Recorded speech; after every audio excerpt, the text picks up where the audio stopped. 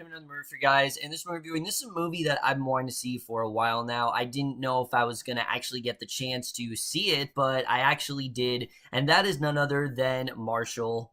And what Marshall is essentially about is we center on the aforementioned Thurgood Marshall, and we follow him in basically the beginning of his career when he wasn't as well known, but he's in one of the most difficult cases, and he teams up with this very esteemed lawyer, Sam Freeman, and they basically are in a justice case, and it's him trying to get justice for this one character, but also trying to bond with Friedman. So, Marshall, overall, I was very interested in this movie for the most part for a couple of reasons. One, the cast definitely was one of the biggest selling points easily. I mean, you have so many talented actors within this cast. But also, I've said this many times, the 1960s is probably one of my favorite time periods in American history. There are just so many interesting individuals that came out of the time period, whether it was political figures or musicians or, even civil rights movement type leaders, similar to, such as Thurgood Marshall. Those figures really do fascinate me, and I was really hoping we get a great movie about Thurgood Marshall. I've always been very interested by this character.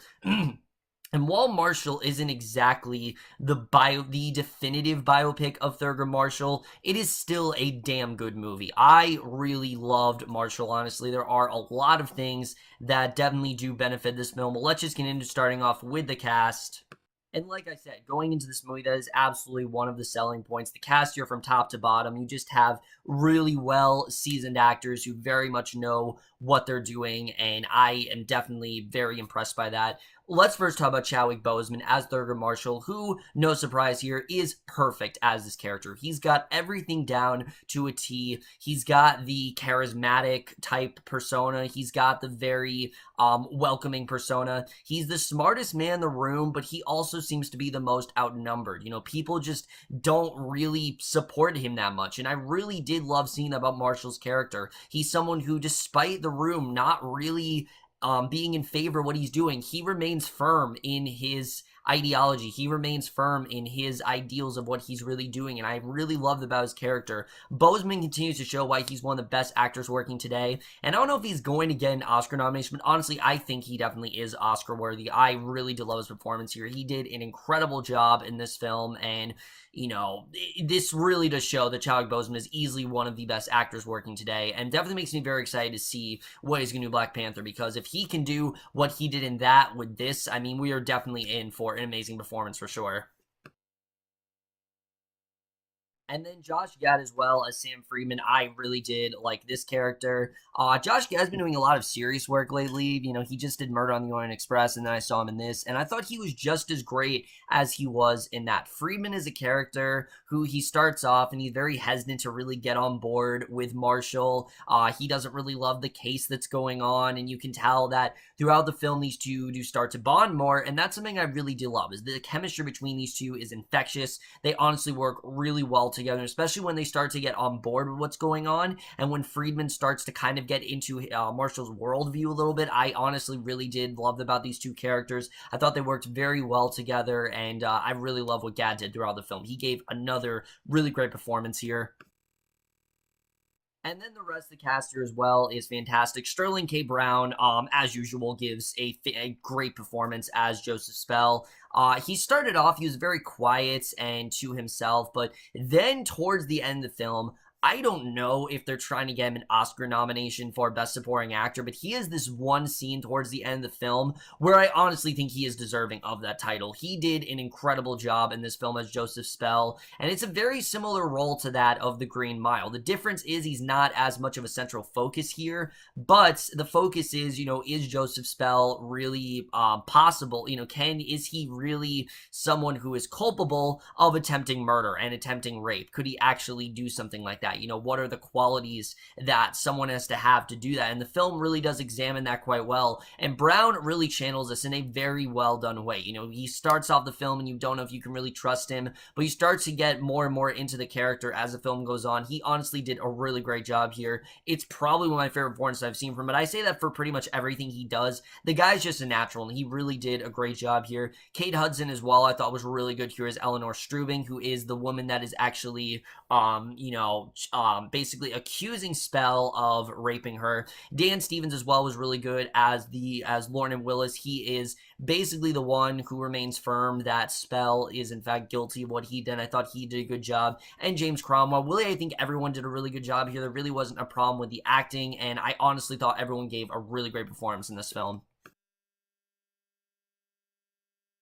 So now let's get to the directing and the writing, because I definitely do want to get into that. The directing here by Reginald Hudlin, it's really interesting because this is a very straightforward narrative, but they present it in a way where there's a lot of pathos. And when I say pathos, I don't just mean emotion. There's surprisingly a lot of humor throughout this film, and I was very surprised with how much there really was. I don't know if it's because Gad himself is just a really funny guy and they want to give him a lot of humor, but they definitely did do it, and honestly, it worked out really well for the film's favor. Really did benefit the film's tone evenly, and I honestly really did like the humor here. But the story in general, the dramatic moments also work very well, especially moments in the courtroom. There are some really thematic moments throughout the film, and I honestly really did get on board what was happening here. The screenplay as well, I really did enjoy, especially, like I said, I've told you guys before, I'm not a fan of courtroom dramas. I'm really not. Usually those things don't really intrigue me, but this is one of those rare occasions where I was actually really into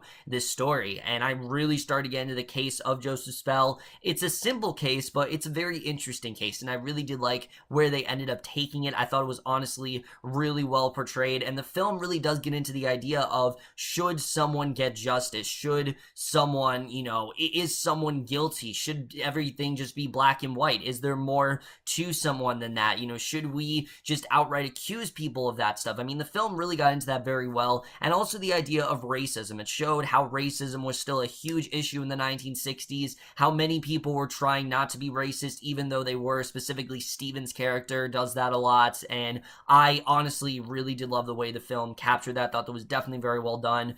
But really what we're dealing with here is sort of like a character piece when it comes to Marshall and Freeman. Freeman, believe it or not, is actually the main character of this film. Marshall is definitely heavily focused on. He definitely is a huge presence here, and he definitely is prominent in the film, but Freeman really is the main character. He's the one who is getting on board with all this. He's the one who has the biggest arc in the film, so to speak, and I honestly really did like where they took Sam Freeman towards the end of this film. He starts off the film, like I said, and he's really not on board with what is being proposed to him. He doesn't like the idea of working with Marshall. People, like I said, don't even know who Thurgood Marshall is, and I did think it was fascinating that they took it in this direction. I thought it was definitely interesting the way that was done.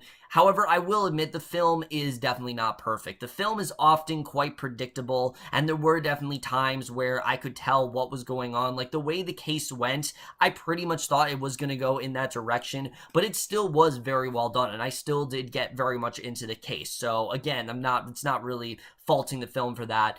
One of my problems with the film, though, is that Dan Stevens, as much as I do like the guy, he is extremely underused in this film.